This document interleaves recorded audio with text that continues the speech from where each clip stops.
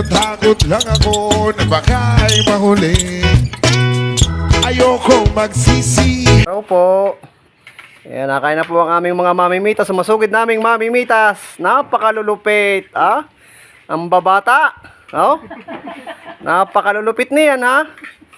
Ng aming mamimitas.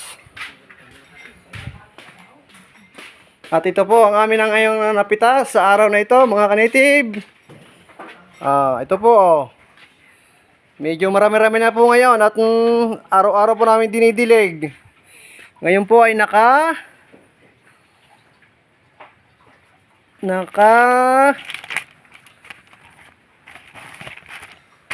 215 po tayo ngayon, mga kanitib.